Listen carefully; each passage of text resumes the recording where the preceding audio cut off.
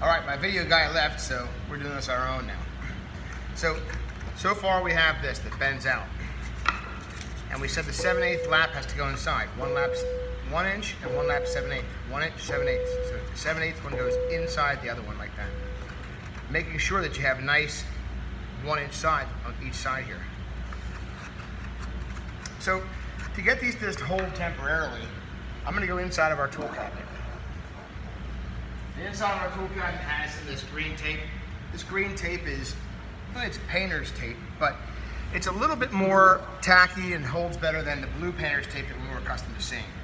So I'm just going to take a little piece here, set it there, another little piece here, set it there. And I'm going to use these for temporary holes to hold this on. So I have 7/8, 7/8. I'm going to get that nice and lined up evenly. Just like so.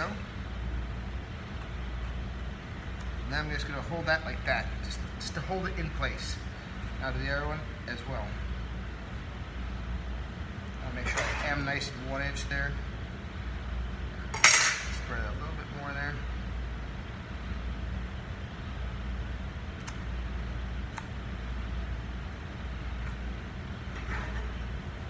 Now I'll check and make sure it's nice 1 inch. Looks good.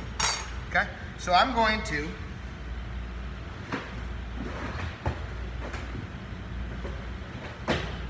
go into the drawer here and find, well, I was hoping to find here, stapler.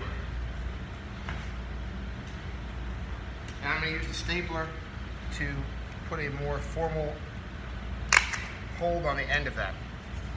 So I can take the tape off now.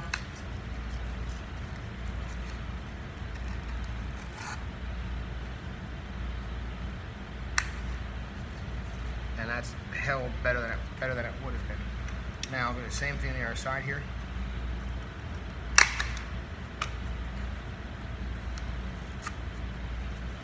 Okay, and I'll do one more in the middle. So I'll bring it as far in as it's able to go. Staple that. Maybe one more from the opposite end. Okay, so now I have 4 staples in there. I want to make sure that my corners are still real nice. Held well. Good. Check my widths all around here. See that I still like it. Looks good. 1 inch, 1 inch, 1 inch. Good, good. So now, when I go ahead and do the next piece for this, which is this side here, the actual box that goes inside, think about what's going on with this. We have the bottom, the 2 sides,